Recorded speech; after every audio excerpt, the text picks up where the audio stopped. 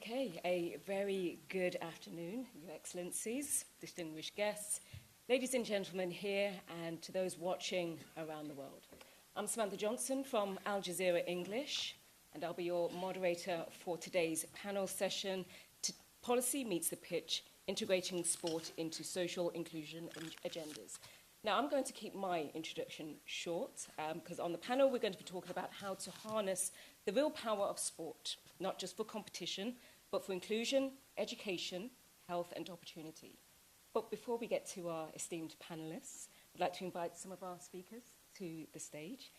So please join me in welcoming Her Excellency Isabel Pico, the permanent representative of the Principality of Monaco to the United Nations.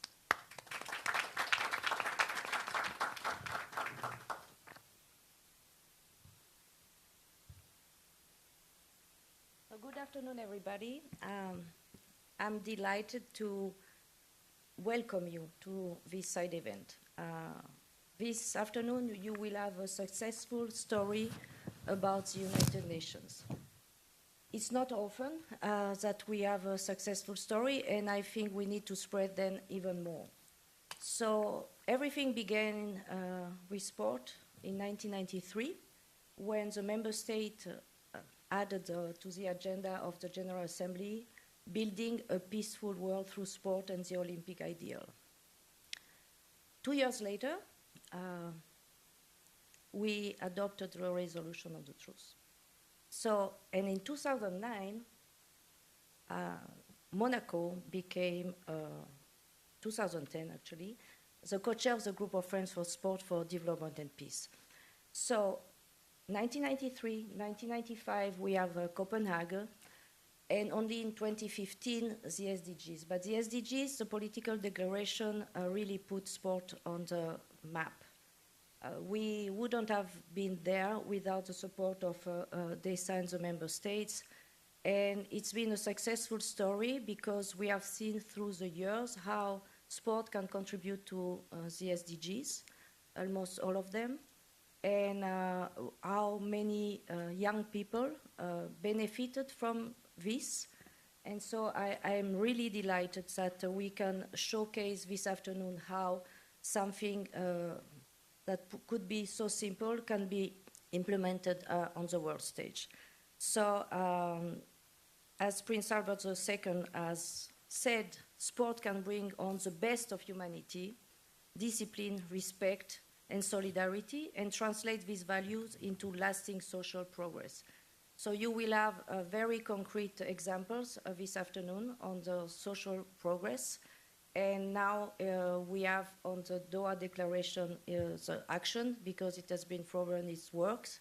So we need to spread it even more and use that tool as a very inclusive society, social development, and peace and development. So with that, I don't want to take your time. Welcome and enjoy, because you will hear many successful stories, and this is what counts the most. Thank you.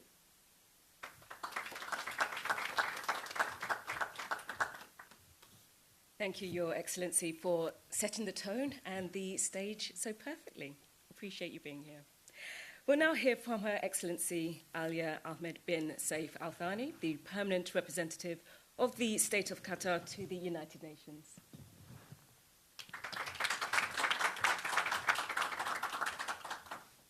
Thank you very much, and of course, great pleasure to welcome you all to this solution session on integrating sport into social inclusion agendas.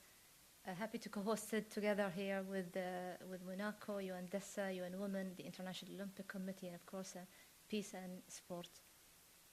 This solution session, of course, could not be more timely. We meet just 2 days after the adoption of the Doha Political Declaration on Social Development, in which world leaders reaffirmed the transformative power of sport, recognizing it as a tool to promote social integration and cohesion, to advance sustainable development, and to be integrated across national policies with adequate public investment.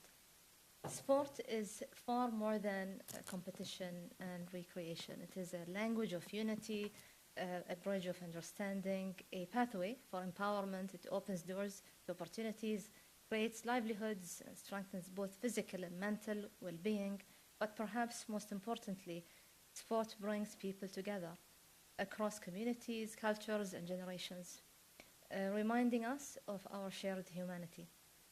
Of course, the state of Qatar, in the state of Qatar, we have a long belief that sport is an essential pillar of human and social development.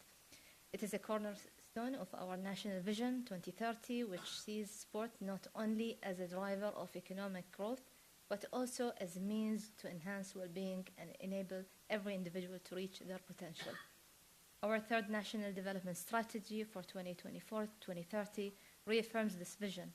It places sport at the heart of efforts to empower youth, promote inclusion, and support vulnerable groups. Earlier this year, Qatar's Ministry of Sport and Youth launched a new strategy to enhance sports and youth excellence, designed to create an inclusive sporting environment where everyone can participate and benefit, including youth, women, and senior citizens. A key part of this vision is ensuring that sport is accessible to all. One example is the Qatar Foundation's Ability-Friendly program, which gives children and adults with disability the opportunity to engage fully in sport, not on the sidelines, but as active participants and valued members of their communities. Our commitment to inclusion also extends beyond national borders. Through Qatar Foundation and Education Above All Foundation, we have partnered with International Olympic Committee to implement community projects in 10 countries across Asia and the Middle East, North Africa. The Sport Equality and Inclusive Communities Initiative will reach 50,000 young people using sport to advance gender equality, the inclusion of marginalized communities, and progress towards the SDGs. This partnership underscores our shared commitment to harnessing the power of sport as a catalyst for education, empowerment, and sustainable development. So very much looking forward to an engaging session today. I will, sorry to prolong, but there is a lot Qatar has done in the world of sport. So I wanted to give you a glimpse of what Qatar is showcasing when it comes to sport. Thank you very much looking forward to an engaging, very engaging session.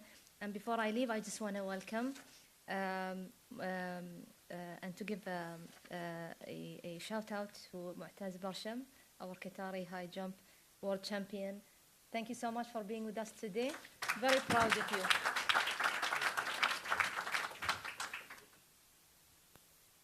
Thank you, Your Excellency, for those words. And you are 100% correct. And I think we can all agree that sport really is that language of unity. And Qatar is pretty much in the center of it. So that was great. Thank you so much.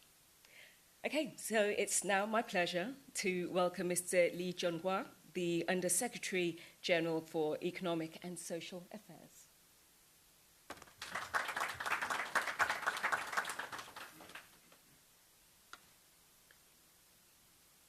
Thank you, moderator. Good afternoon, Excellencies, distinguished guests, athletes, and dear friends. It is a privilege to join you at this pivotal moment as we harness the transformative power of sport for inclusive and sustainable development. As the two ambassadors mentioned, that sport is more than recreation and competition. It's proven enablers for the social integration. Around the world, sport-based initiatives that break down the barriers, foster the inclusion, and reduce the inequalities, especially for those left behind. From the refugee camps to the urban neighborhoods, sport creates the safe spaces for young people to grow, for girls to learn, and for communities to heal. It promotes health, builds resilience, and nurtures hopes. These are not the side benefits. They are central to sustainable, resilient, and inclusive future. Member states of the United Nations fully recognize this power of a sport. The Doha Political Declaration calls for integrating culture and sport into development strategies. This builds on the Copenhagen Declaration and the Pact for the Future, recognizing sport as an integral part of the sustainable development. We believe and also we are convinced. Sport is a bridge connecting marginalized communities to education, employment, and leadership opportunities. It is a platform amplifying voices that are often unheard, and it is a pathway towards dignity, equality, and justice. My department at UNDESA is committed to turning this vision into the actions in three key areas. First, putting the policy in space. We will support member states in developing inclusive sport policies and the financing models. Second, promoting partnerships. We will facilitate the multi-stakeholder partnerships, bring together governance, civil society, athletes, and the private sector to strengthen the role of the sport in development. Third, promoting evidence-based approaches through the providing support to the General Assembly and the technical assistance to the member states, especially on the Global South. We will leverage data to scale the sports-based intervention for social development. So, dear colleagues, let us champion sport not only as a cultural asset, but as a fundamental driver of the dignity, opportunity, and peace. By investing in inclusive sport infrastructure, equitable access, and the community-led initiative, we can ensure that every person, regardless of the gender, ability, and the background, can play, participate, and thrive. Together, let us build a world where the playing field is truly level for all. Thank you.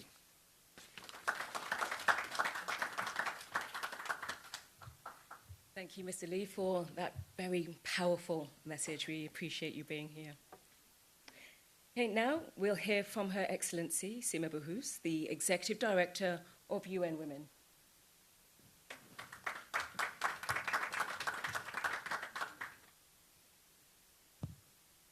Thank you very much. Excellencies, distinguished guests, athletes, advocates, friends.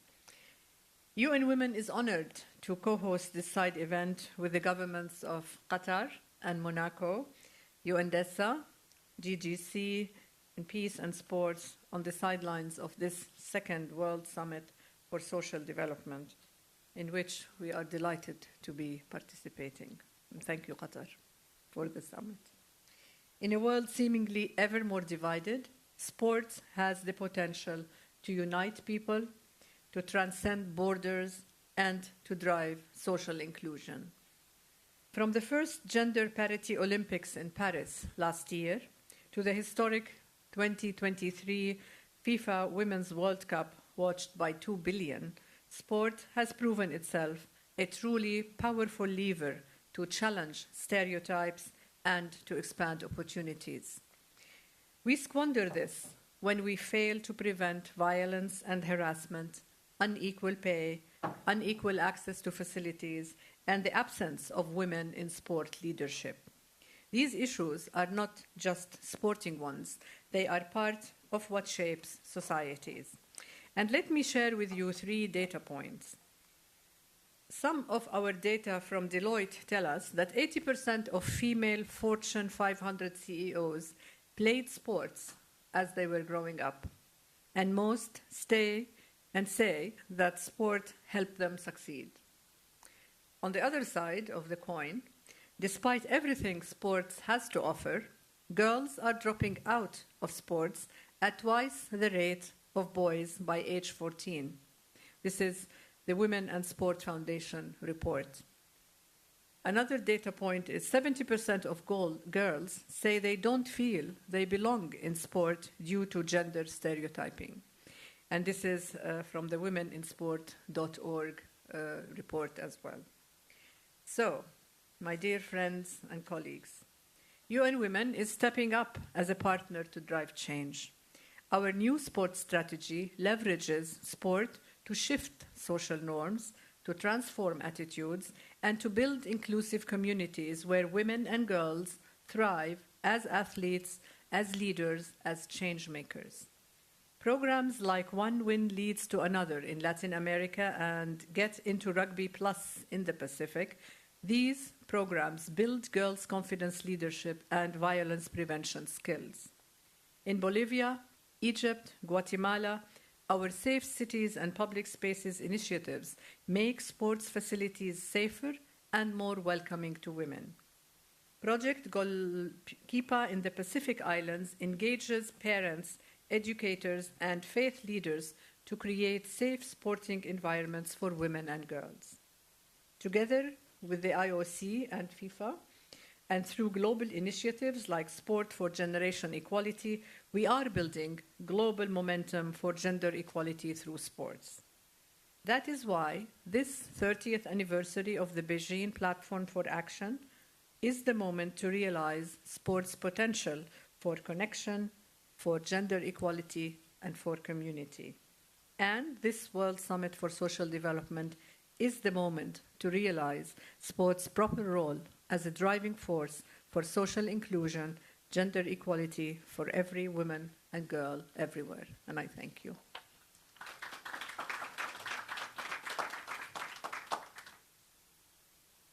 Thank you, Your Excellency, for another powerful speech and for all the work you do for gender equality. We appreciate you being here today.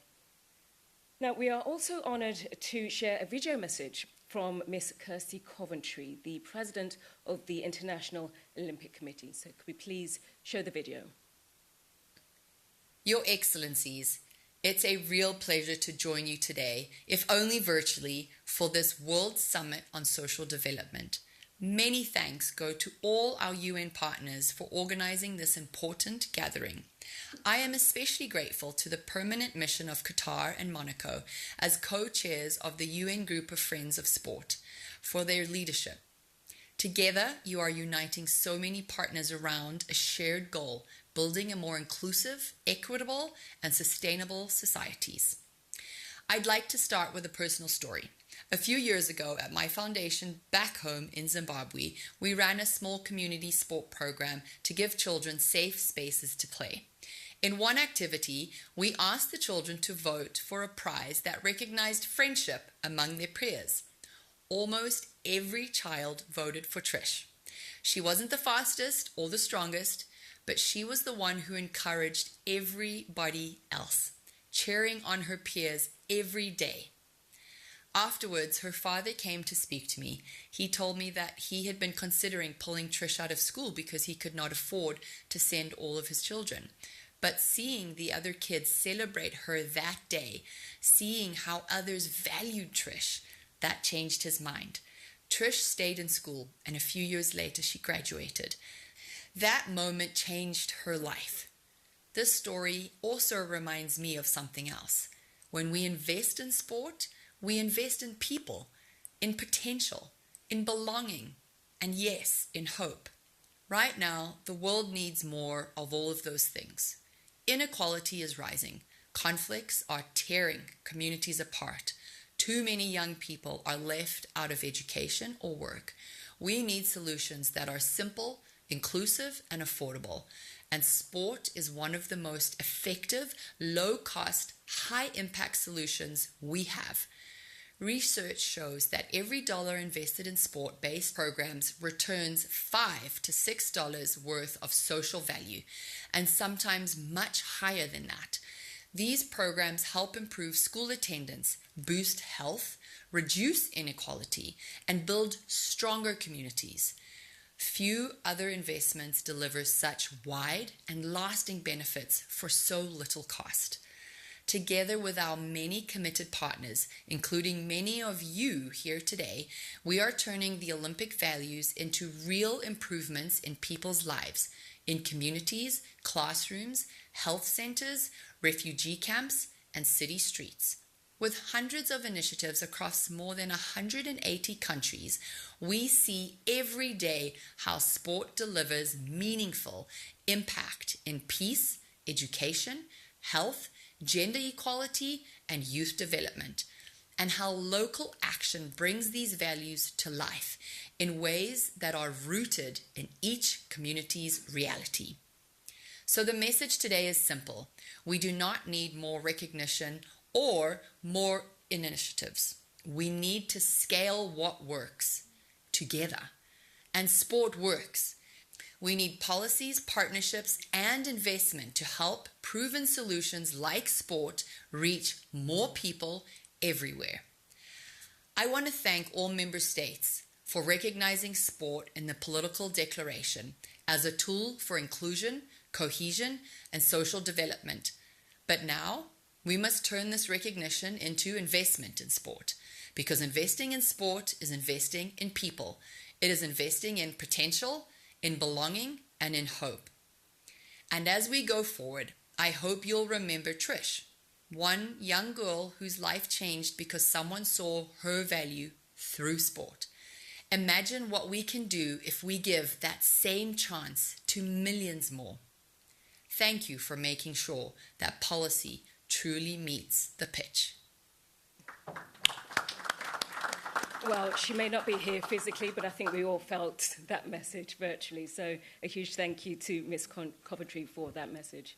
And finally, we welcome Mr. Joël Bouzou, the president and founder of Peace and Sport, if you'd just like to take the lectern.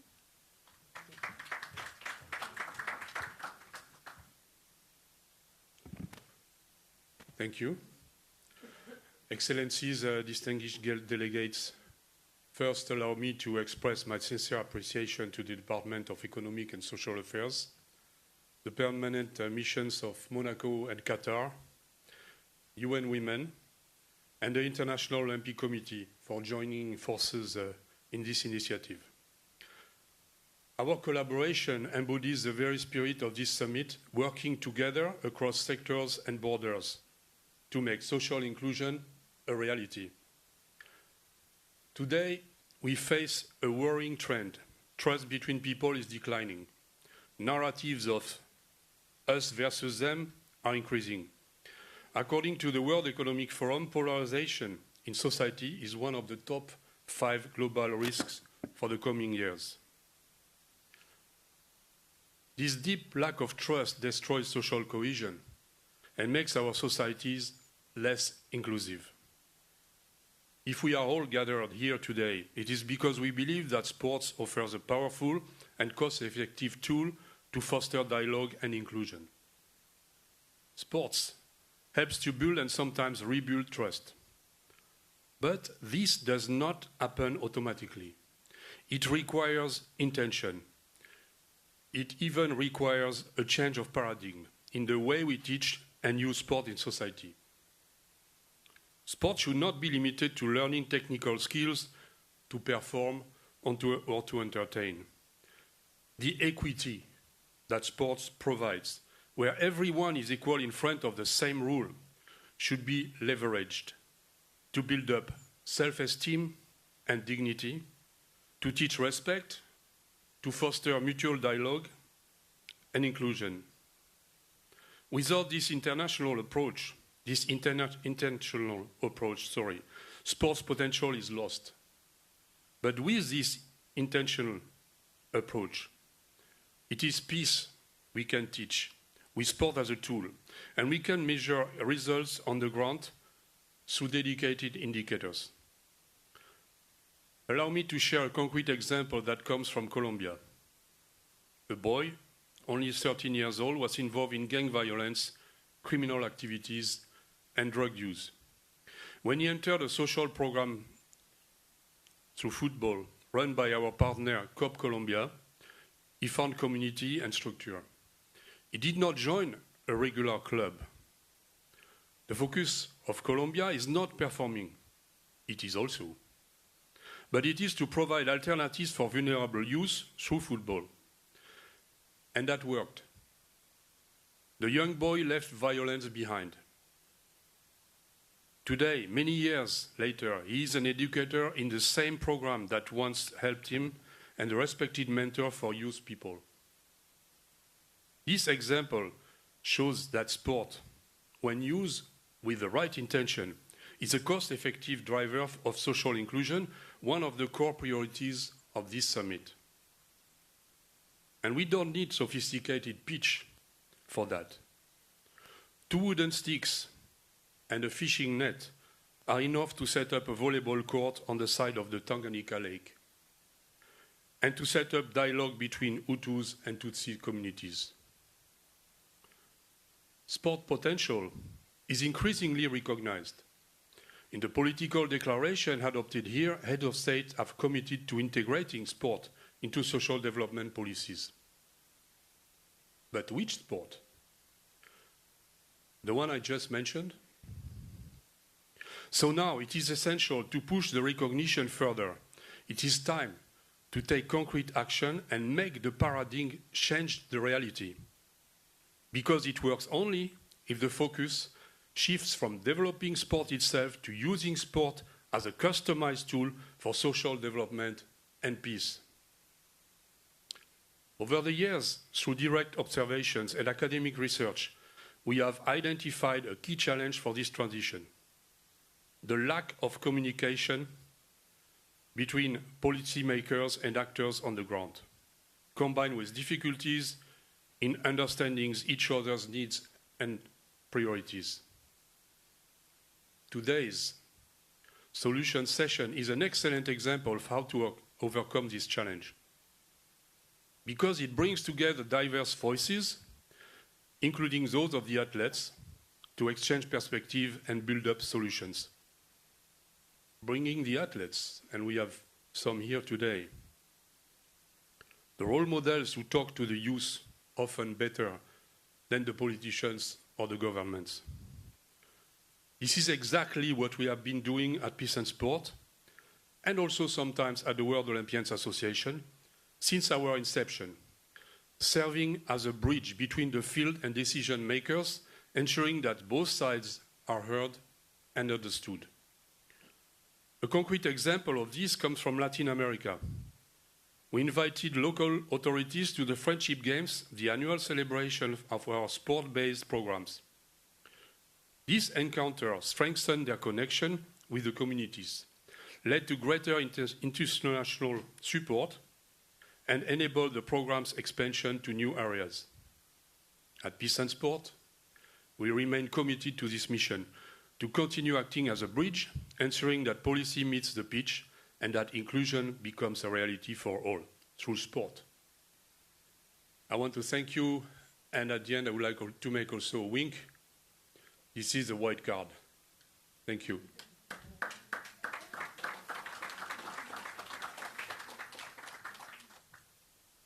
Thank you so much, Mr. Bouzou. We appreciate you being here.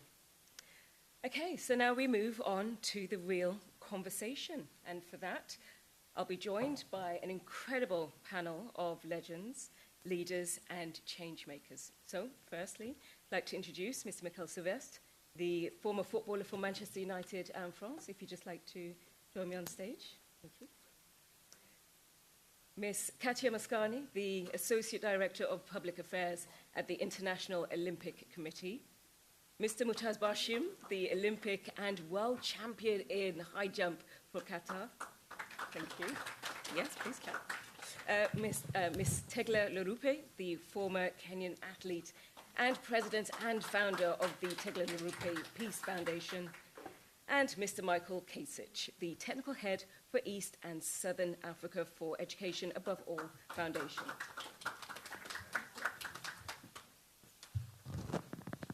Do we all have mics? Okay, firstly, thank you all for joining us today. We really appreciate you taking your time out from your hectic schedules to be here. So let's start the conversation. And Mikkel, I'll start with you. You've gone from being an athlete, an elite athlete, playing for one of the biggest football clubs in the world. I mean, I'm not sure how many Manchester United fans we have here, but you've won so much. You are clearly a legend. But now you are, making a difference off the pitch, and you're working more with the community. Can you tell me the moment you realized that football could actually create change off the pitch? Good afternoon, everyone. Super happy to be here. Thank you for inviting me, and looking forward to the discussions and learn from everyone. So when I became a dad, first child, When was your child born? I was 24 years old. I was playing for Manchester United, and I think 10 hours after she was born, I had to leave the family to go to the national team and report for the camp. So, moment of joy and moment of now I'm leaving my family already. So, but yeah, first child really was the moment that I realized that I need to do something for my first child. We have now 4 with my wife. Congratulations. But yeah, I didn't wait to stop playing football. It was during my career that I wanted to be engaged, to do something concrete.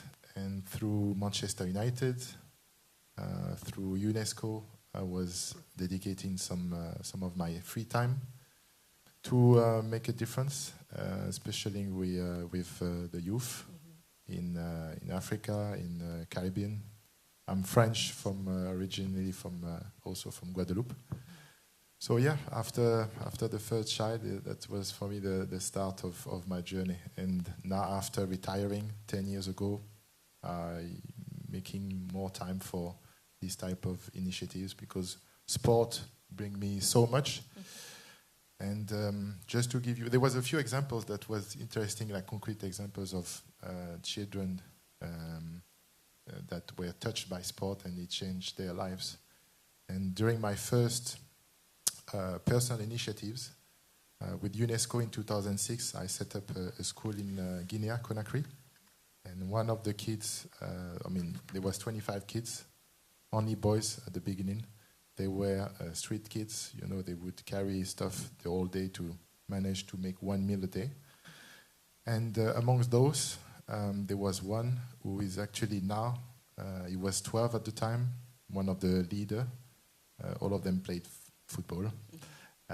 He's now working now in Doha. He's a telecommunication engineer. So, how did that all happen? Like, can you take us through the steps of, you're practically mentoring, and you're helping the youth, and then you're actually helping them get into the workforce. Like, how does that? So my role was really to set it up with UNESCO to fund it. I visited the school several times, like every year at the end of my season, and I kept in touch.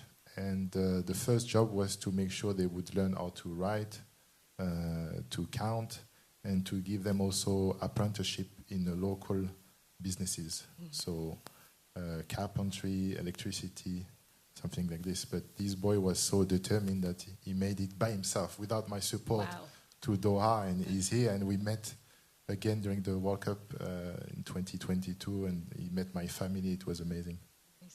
Yeah. So he had that gumption to actually Thank you. make that happen. No, well done.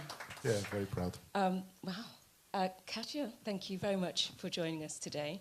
We just heard a very powerful speech from the President, Kirsty Coventry, and she's right about, okay, we have all these initiatives, that's great. The title, great, we all meet how many times a year, but you need to make sport inclusive and affordable.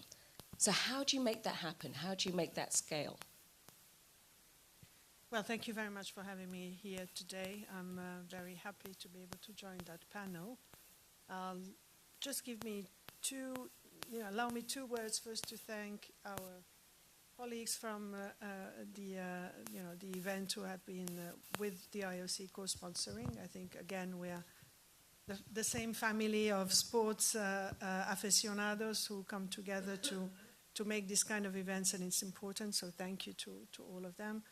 And also a very big thank you to Qatar, who has been a wonderful host for the summit, but also for all of us in the last 2 days. I think they've been extremely generous, and it's wonderful to be here with all of you.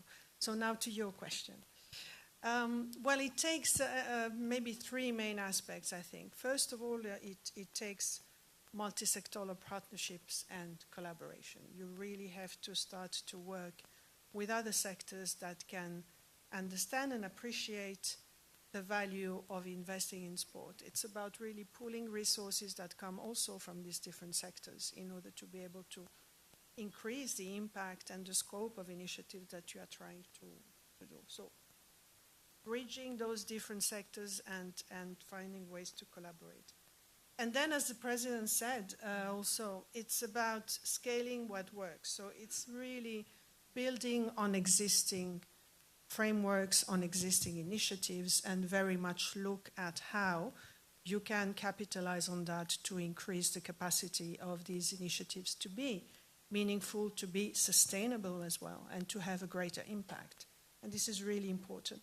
For us, those two principles have been now in the last few years at the core of our approach. We have developed in 2022 a new Olympism 365 strategy, which is a strategy that actually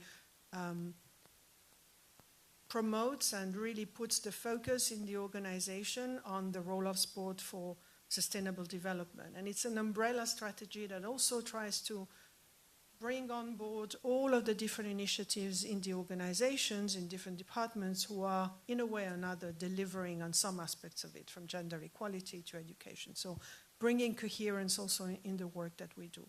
And as part of that, what we are actually seeing as a model is very much to work on these multi-sectoral collaborations. And we build consortia, bringing together very different sectors and different actors. So it could be UN agencies like UN Women or UN Habitat. It can be civil society organizations who are dealing with youth crime prevention. It can be, of course, sports organizations. It can be public authorities of different, different natures. And these consortia are really the best tool that we have, to a large extent, to really enable then projects to be scaled up and to have greater impact and to be more sustainable. The same way when we look at one of our priority area, which is the safe sports, and the initiative we launched 2 years ago on the safe sports hubs, we all know that safeguarding in sport is not something that the sports community can solve on its own. This has ramifications that go all the way to the criminal justice system, and it really requires, here again, a platform where you have connections and a combination of resources and processes that come from the sports organizations, public authorities and criminal authorities, civil society. And the hubs, it's really about that, and trying to be able to build those processes that allow a person that has been a victim of violence in sport to be supportive all the way through until she or he has the remedy that needs to have, but also, of course, to work on prevention as well. So all of these examples show you that this multi-sectoral collaboration is really what then makes the difference in order to make those initiatives bigger and more sustainable. So that's probably the first point. The second point is that we need to continue to advocate.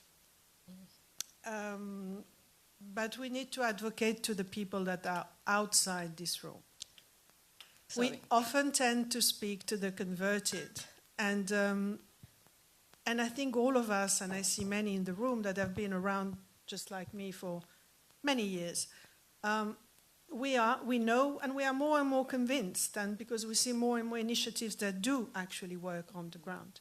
But we have now to bring that to those who don't know about it. So we need really to talk to those who have not been able to understand or to learn about how sport can be a cost-effective intervention measure for broader social development outcomes.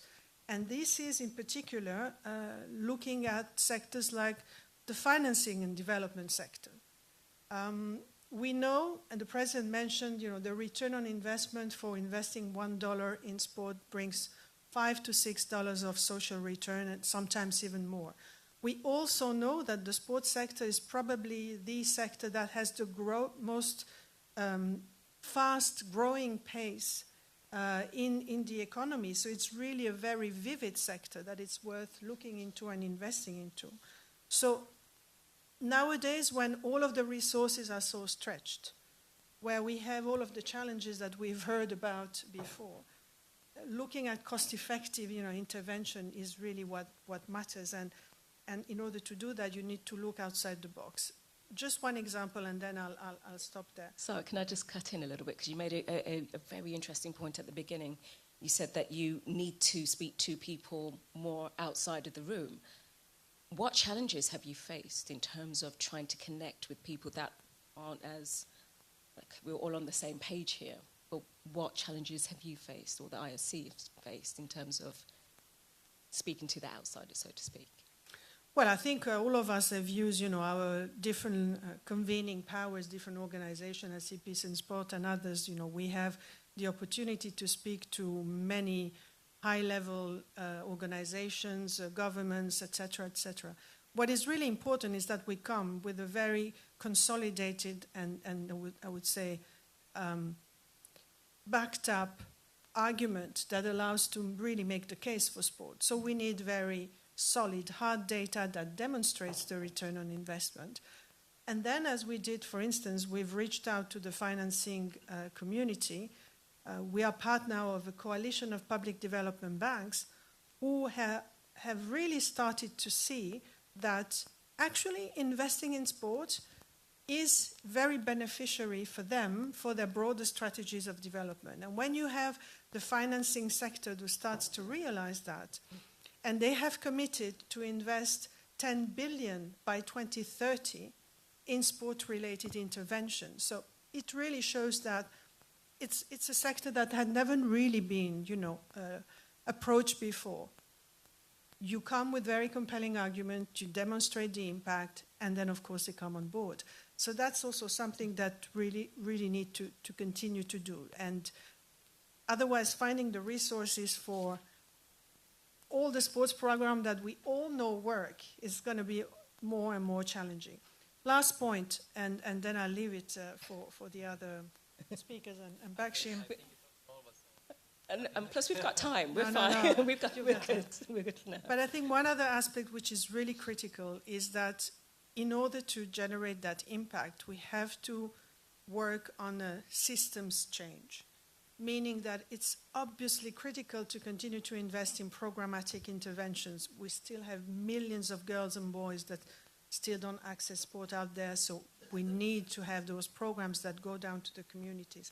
But at the same time, if you really want to make that impactful in the long run, you need to train the trainers, you need to train the coaches, the youth educators, you need to train the community practices, the policy officers, and really be able to then develop their capacity to leverage sports-based programs.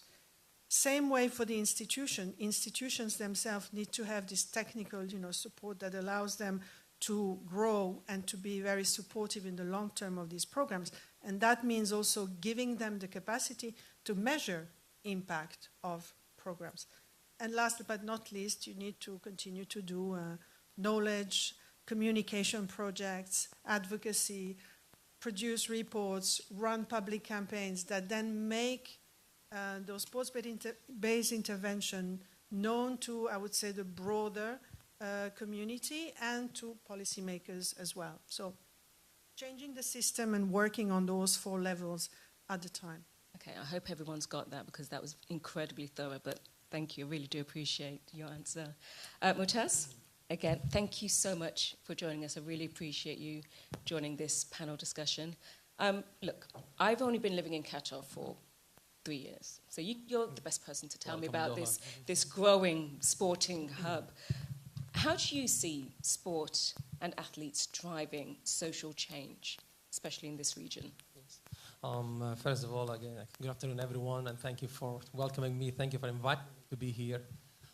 Before I start, I always talk with my agent, and more I find myself in this kind of initiative speaking, and I will have the discussion with them, like, why me?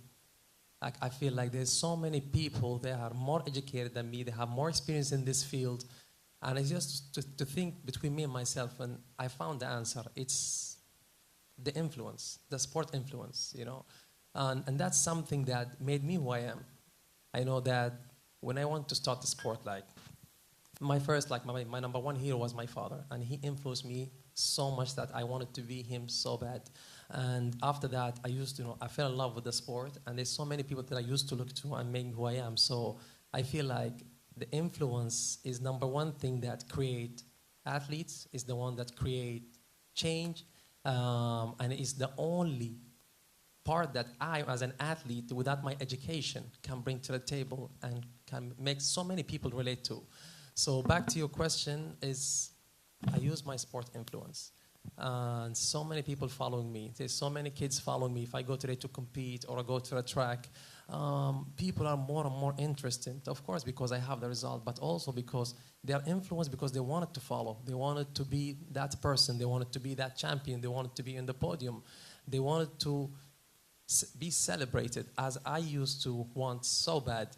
So today, I understand the importance of that, and I use my voice to collaborate with different organizations, with different partners, with different sponsors, such as Peace and Sport, led by Joel, alongside my fellow champion Tegla. That it's so important for me, firstly, because they made me realize how important my voice is and how to use it right.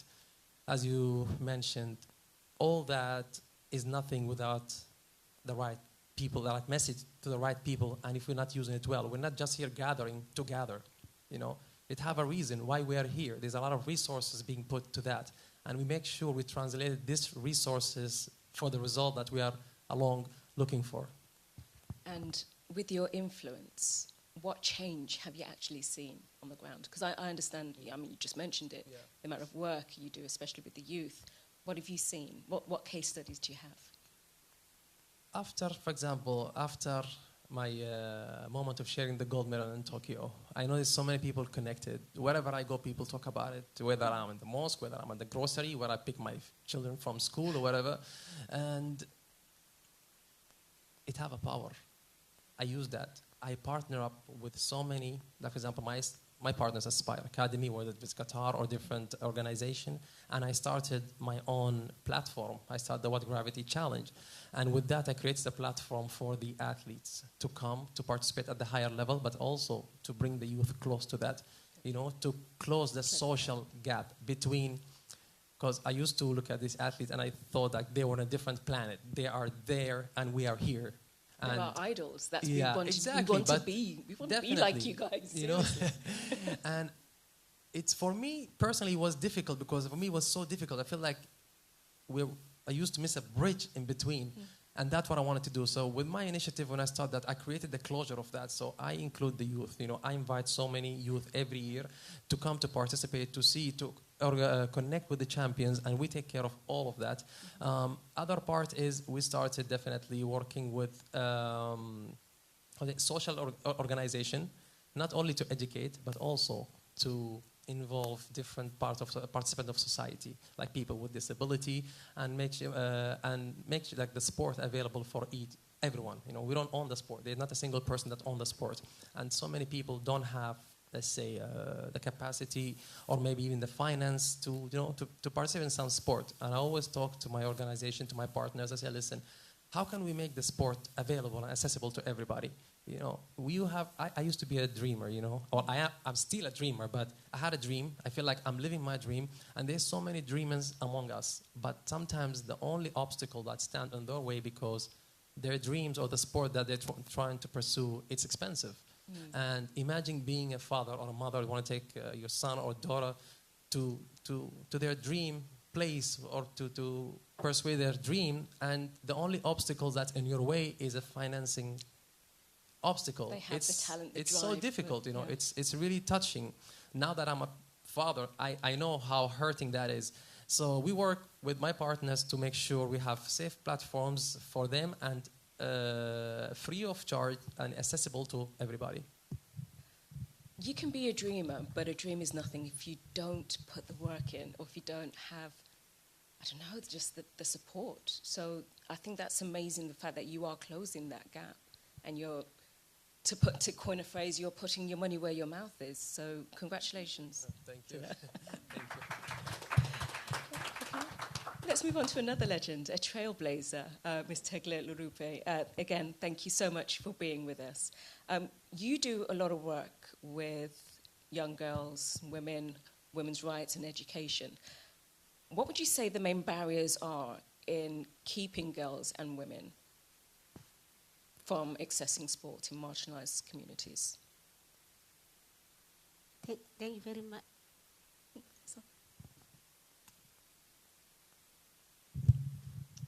And a gentleman, thank you. This is the power of sports. I just want to say thanks to our ambassadors from Monaco and Qatar. These are our sports ambassadors also for making this gathering together. You talk about how to keep women and children sports. It depends to the place where you come from. I come from countryside whereby women are not given opportunities to do sports. It's because of the resources. But when you have gathering like this, it's more easier to start with the people who have names. And you have role models, you are able to convince the government and through the schools to be able to open the doors of the women and the girls. From where I come from, it was difficult for me. But I was doing sports not to get money, but I was doing sports to have a voice so that I can talk about the issues that affect girls like me, issues that affects any kids that need support. But later on, when I succeed to be the first African woman to win New York, it opened more doors also, and it opened more doors for our girls. When I talk about girls today, Kenya are winning more medals from women than from our male side, unfortunately. But for us, Is it really unfortunately? we feel also we feel also that there is also a cup that's going down for male child, and I can say sports has opened more doors. When I attended the first Peace and Sport in Monaco, there was not many people from Africa. I think probably it was me, and it was through the introduction of Prince Albert who came to our facility in my area. So I came to realize that sports, it gives more wider range where people can come and have education and sports. So I think it needs all of us, as my brother talked about, use the sports persons to talk, because they are role models, and they should use more of their role models to open more doors. Also, it open more doors for the government because they are implementers of the situation that's happening. Ms. Tegler, can you tell me more about your foundation and the work that you do on the ground with the girls as well? Some success stories. Okay, I started this foundation. I used to pay school fees to individuals, but I went to a race in Uganda where I was bringing the community who have been fighting together, and there was elders. They were looking for Mr. Lorupe, and then I went, and then they say, "We are looking for Mr. Lorupe, not you." I say, "Lorupe is my father, it's me." And they asked me, "Did you go to school?" I say, "Yes, I went to school." So those two elders told me that we have two girls. They wanted to marry them off. One is 60 cows, one is 40 cows. And then they were able to say, "No, take these girls to your school." By then, I did not have a school. So it opened my mind that I need to buy a plot and build a school so that people can come in. I can say my brother who said you were supported by UN or somebody, I started a school with my own money. And then I went to UNDP to ask, "I need your support." And then they said, "It's not possible, Tegla. Always Africa, you don't know where they put money."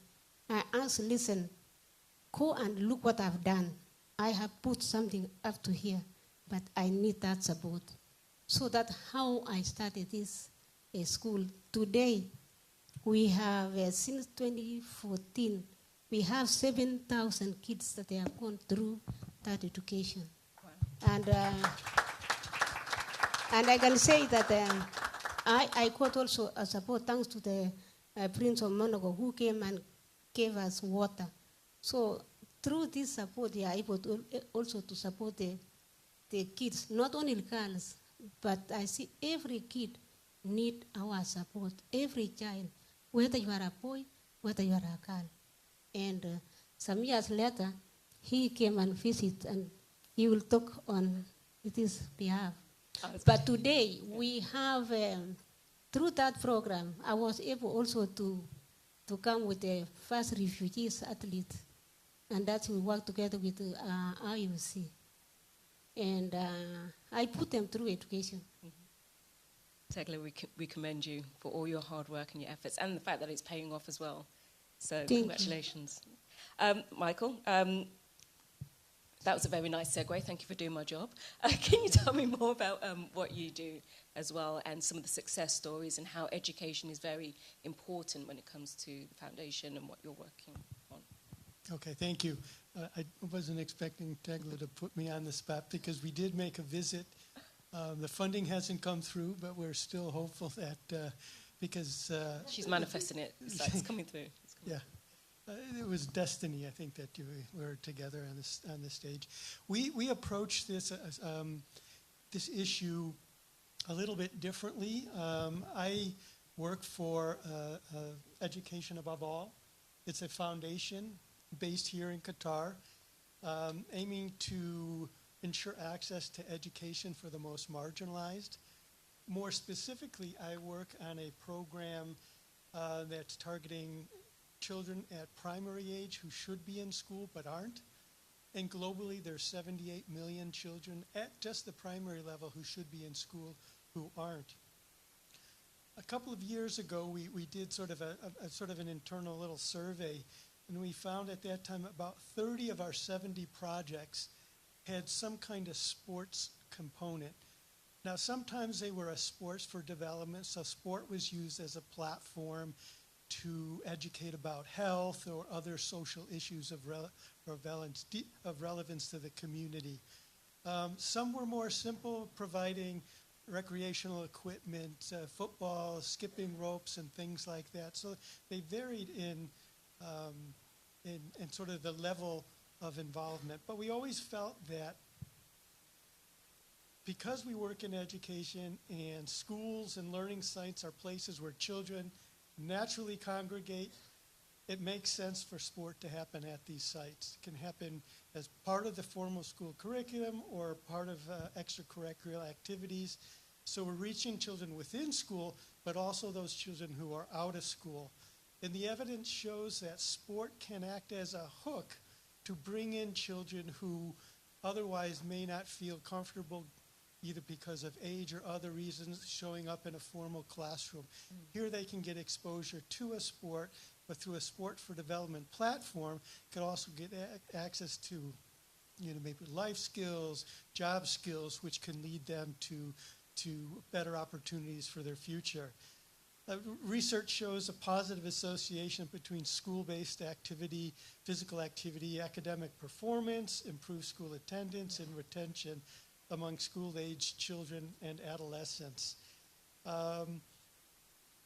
There's important skills that are critical for both education and sport. Teamwork, discipline, focus, working hard to master a subject or to achieve a common goal.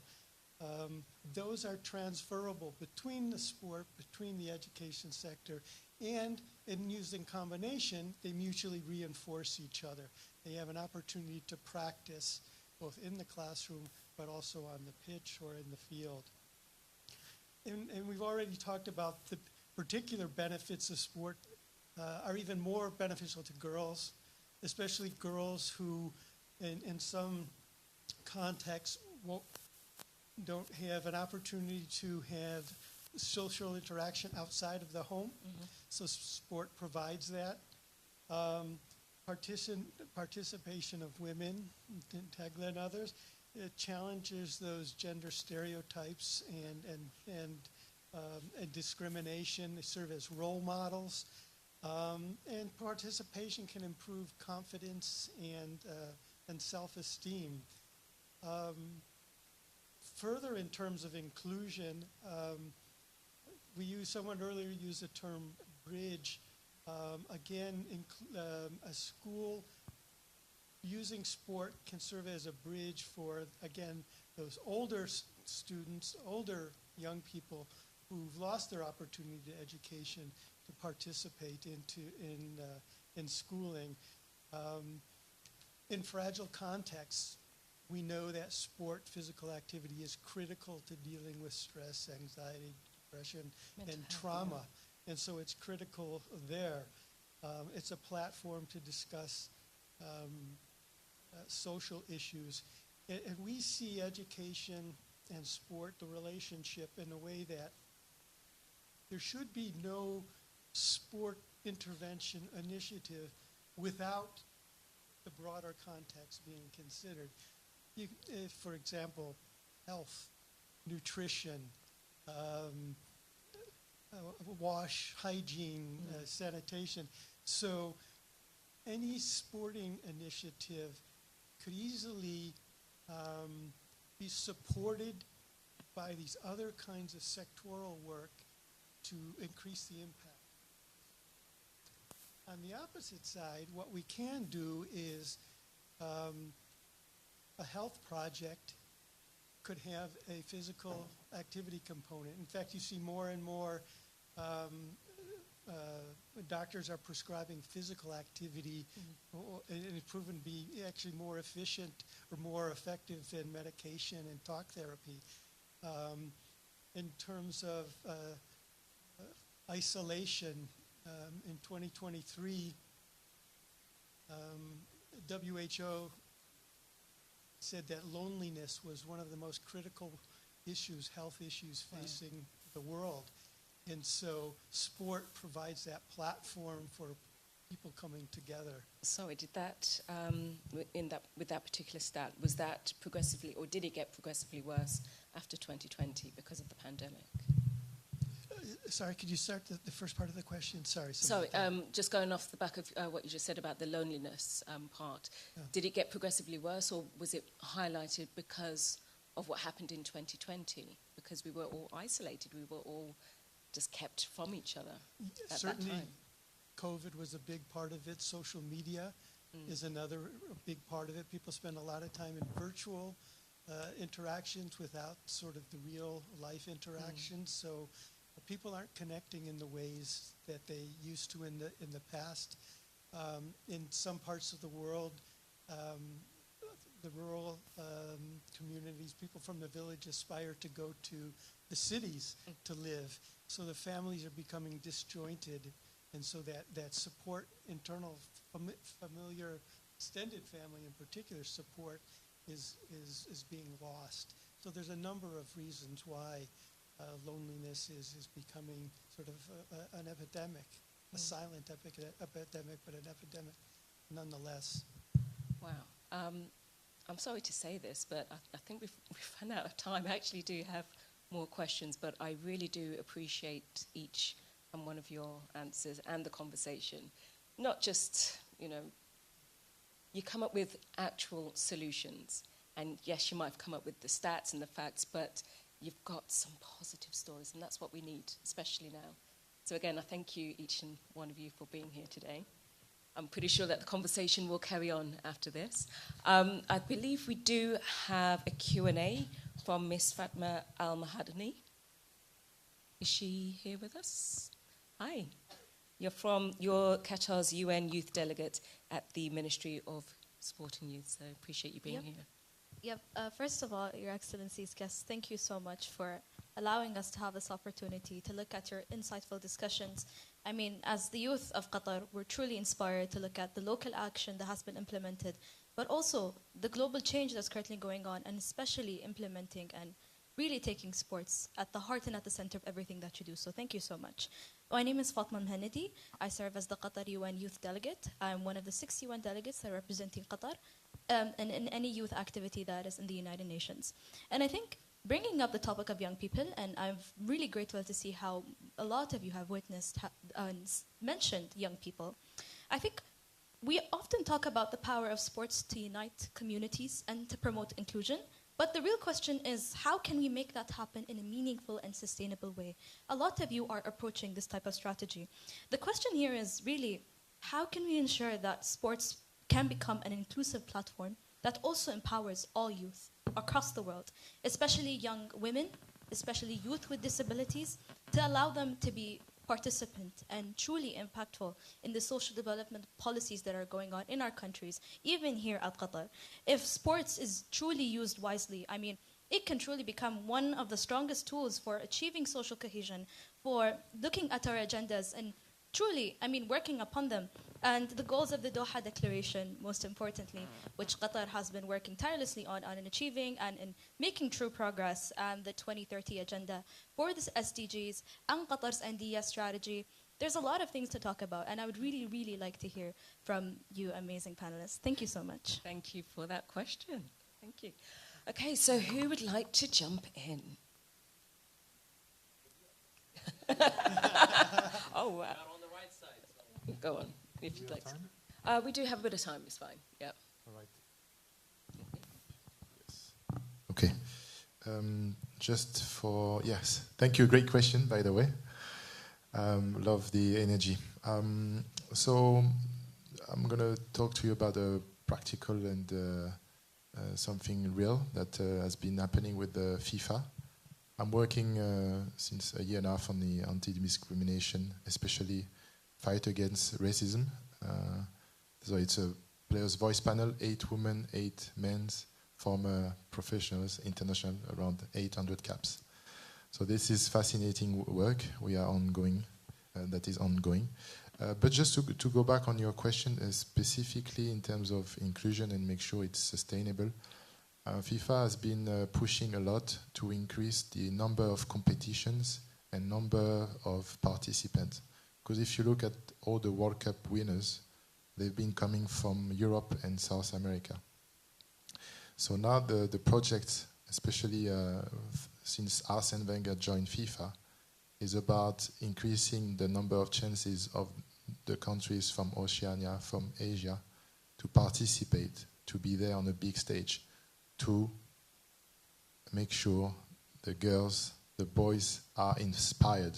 Okay, they need inspiration. If there is no role model, nobody is participating in those big stage tournaments, which is the case right now in Qatar.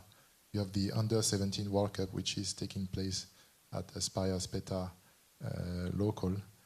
It's a fantastic opportunity. You have countries like Fiji, New Caledonia, Uganda. You know, if the competition was only for 12, 18, 20 teams, they wouldn't be there. You know, so the amount of competition, the opportunities needs to be presented. They need to be there for the youth to believe they have the possibility and there is a pathway for them to reach their dream. Thank you. Maybe, if I can add to that, for me, intentionality would be the case. Marginalized populations are excluded, whether it's girls, children with disabilities, persons with disabilities, refugees who may not feel comfortable in their home country. So those things don't happen by chance. You need to plan for them, encourage it, support it with intentionality. Make provisions for reaching girls in whatever forum you can. Providing the necessary assistive devices for children with disabilities. So it's intentionality and its commitment, recognizing that sport is powerful for everyone, more so for those that are particularly marginalized. Maybe to add from the IOC perspective as an organizer of a major sports event, but that could be true for other organizers of major sports events, because we also have this responsibility through the games and competitions we organize to reach out to the young population. And maybe 2 examples I can give, which for the IOC are very meaningful. We're going to have in less than 100 days the Milano Cortina Olympic Winter Games in Italy. this is going to be an opportunity not only for the brilliant athletes and skiers and others to be performing at their best, but also for the communities that will witness the games in the northern part of Italy to be able to benefit from the legacies of these games. And these legacies are, to a large extent, really targeting young people. And how is that really translated? Where you have, on the back of the game, you have the Italian constitution that has been modified to recognize sport as a right that will be, therefore, allowing for more investment in community sport. But you also have a whole range of educational programs that will continue to support physical activity, physical education at school, also at work. So you have, at the end of the day, community sport that is able to be nurtured by the legacy of a major sport event like the Olympic Games. And this is just one of the aspects. Another one that I can mention, because it's happening in 1 year, almost day by day, and this is the Dakar Youth Olympic Games. The Dakar Youth Olympic Games, by nature, are targeted to young people. About 2,600 athletes are going to be taking part. But more importantly, it's going to be, and it is already, an important work that is done to support young people development. There is a Dakar Young Academy that has been established, for instance, which is training young people in sports management and events organization. Half of these people are already being recruited to be delivering the games in 1 year time, and will be there afterwards with an increased really skills development that they can reuse. This is one very tangible project, but it's really bringing along more than 400 youngsters who will have new capacities and new skills for their employability. In the same way, the games themselves are going to have huge legacies for community development, for cultural exchange. So that's a way, with the platforms that we have, major sports events organizers, to actually make a difference in the communities, and in particular in reaching out to young people. Amazing. Would you like to add to that? Yeah. For me, from athletics, I think there is so much rules. They should listen the rules so that everybody can be accepted. When it comes to big events, for example, there are athletes that they want to see him champion or tennis. There is always so high whereby people they have to buy tickets. Some of these athletes, they come from a very poor communities. And instead of them being role models, they protect them to be special people for making money. And therefore, there is always that gap, and makes our athletes or our sports to be for special clubs. It has to be, we need to reduce this kind of barriers. Okay, I'm just gonna add like 2 points. First of all, thank you for your question. It's a really thoughtful question. To start with any problem that we face, I believe that you should always go to the roots. And today, of course, we all talk about the youth, and how we can include the youth, and it's how important is the next generation. I feel like it's and the root for that problem, and what's very important is to talk to the families, to the parents, enlighten them. Maybe when I used to be young, I was fortunate enough to come from a sport family, but I know that even my cousins, where they have not such a sporting family or environment at home, the parents used to think that sport is just a moment, just a short moment. Okay, now you're going to high school, that's it, tuck your shoes or whatever, it's time to focus on that and leave that child play to the side. I think it's very important for the families to understand that sport can mean a career, sport can last a long life, sport can create a foundation that can extend beyond and continue to grow and leave a legacy behind. And the other thing that I really want to speak about, it's in 2006, Qatar hosted the Asian Games. And for me personally, that was the flame that I was sparkles. I was at the stadium.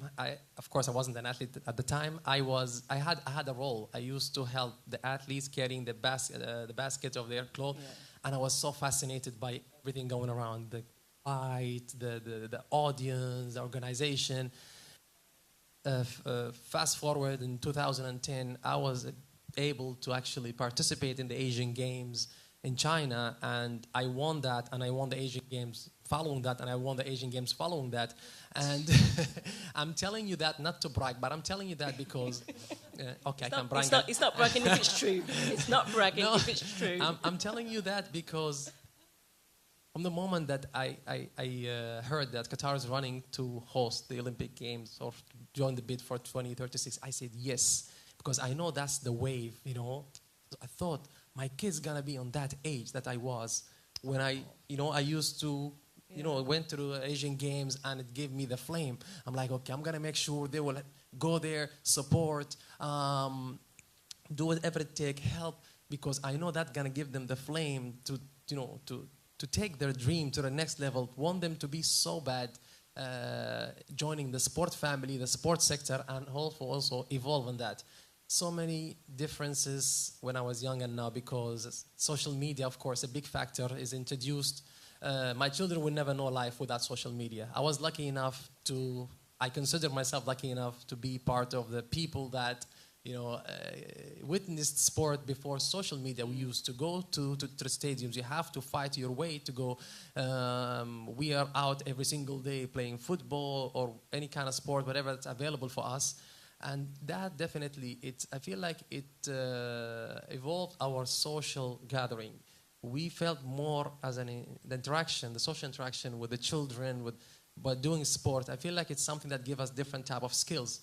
Whereas today, as you said, is not as much as it used to be because of social media. People don't have to leave their homes, or when they come from home, they can witness. Of course, have positive side and negative side, but now I feel like it's also part of our responsibilities is to reach the youth. So now it's different. I used to go to sport places. Now I feel like we need to follow up. We need to reach the youth. We need to go to them. And with that, I believe the families are the core to help with that. Mu'taz, I don't know how you do it, but you managed to put us on an emotional roller coaster with your stories. I'm emotional and I'm inspired. I mean, it's easy to see why you are the face of Qatari sports. So yeah, keep doing what you're doing. To all of you, thank you so much for being here. We do have some closing remarks from Fatma Al-Nuaimi, the Communications Executive Director at the Supreme Committee for Delivery and Legacy for Qatar.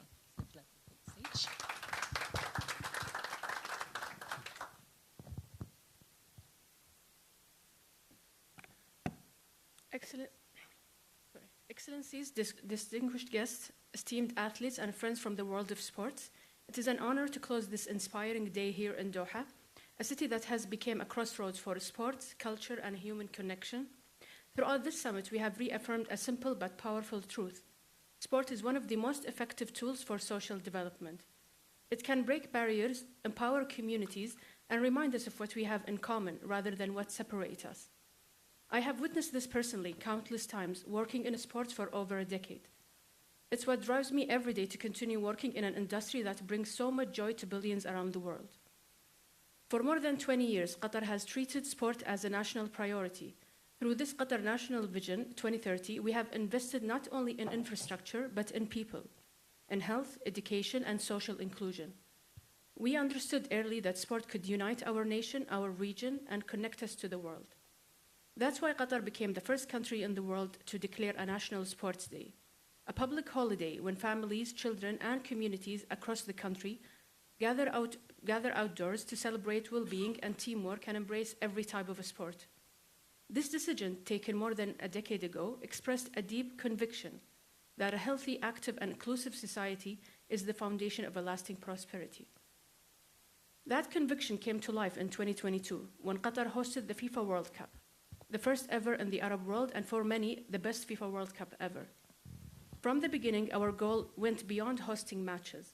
We wanted to host humanity, to show that football, the world's most universal language, could bring billions together in friendship and respect. For one unforgettable month, the world came to Doha. Fans from every continent discovered a region defined by hospitality and shared joy. As the Supreme Committee for Delivery and Legacy, we work to communicate that message, that football has the power to inspire, to connect, and change lives. And we saw it happen in every stadium, every fan zone, and every story told around the world to the billions that tuned in. But perhaps the greatest success for 2022 is what continues today. Through the Generation Amazing Foundation, Qatar's World Cup Legacy Program, more than 1 million people across Asia, Africa, and the Middle East and Latin America have benefited from football for development initiatives. Football being used to drive true social development. From classrooms to refugee camp, Generation Amazing teaches teamwork, gender equality, and leadership. It creates a safe space, empowers youth, and turns the value of the game into life skills. This is what happens when sport becomes a vehicle for inclusion, opportunity, and hope. This is just one example of the impact that continues to be felt by communities around the world since the Festival of Football in 2022 drew to a close in Lusail Stadium.